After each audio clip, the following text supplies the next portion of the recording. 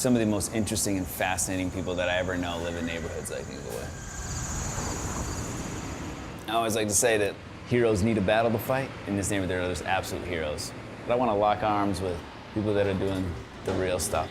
All right, there you go. All right, we're gonna take care of it. See you, Glenn. See you another day. I've always loved coffee. I love what it does. For some reason in America, coffee is a beverage that we choose to gather over. Like we choose to gather over a beer, we choose to gather over coffee. Nobody goes, hey, let's go get an orange juice together. Coffee in this culture is something that we commune over. We need this buffer activity. We can't just go, I want to go sit in a random room and I want to talk to you. That sounds weird. But if I say I want to go have a coffee with you, then people completely understand. We wanted to create a place that everybody could gather together. And coffee's a great thing like that.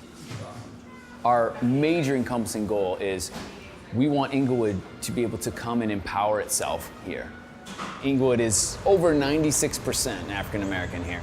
We are super segregated, so we're pretty monolithic when it comes to race in the neighborhood. This neighborhood gets a bad rep to the point where if you get to seeing a Caucasian person walk past, you thinking, okay, they're gonna go get drugs. That's how you think about this neighborhood. They're gonna go get drugs. It's not racially diverse at all, but if you look at the economic and the educational backgrounds of people, it is more diverse, I think, probably than almost any neighborhood in Chicago. We get a bad rep because people think, oh, somebody's getting killed in Englewood all the time. Somebody's getting shot at in Englewood all the time, but nobody's showing. They have a parade, they're doing things for back to school. Some people are giving back. When you're driving past, you see this big open space, and for our neighborhood to have the name that it has, you thinking, oh man, that's a target for somebody to just chuck a piece of glass, and then I come in the next morning and I have no job because someone decided they wanted to take things out. When I first started working here, I go, okay, so we're closing now, where's the gates? If you walk into a place and they treat you as if they're guarding themselves from you at every turn, you have to absorb that. We want to create a place that treats people with respect and welcomes people in and doesn't create a defensive posture automatically. It's great. It's a good idea. Risky idea, but a good one. It lets people know that we trust them. How are you this morning? I'm okay.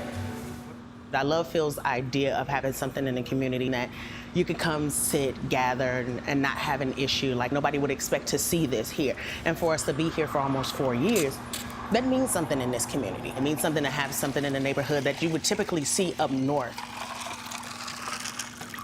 I worked at a few coffee shops and I got to see the interactions and the kind of social hub or that third place in the neighborhood that was really important.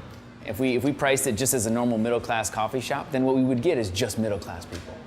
And that's not what we want. That would destroy our whole mission immediately. So we have to work a lot harder to break even than a lot of other places. And that's probably partially where the nonprofit comes in. We're not here to make money, but we want to be a self-sustaining place, but price is a really important part.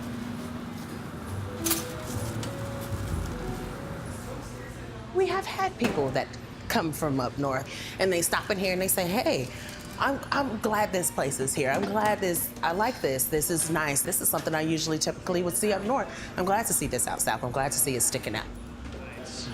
There you go. Well,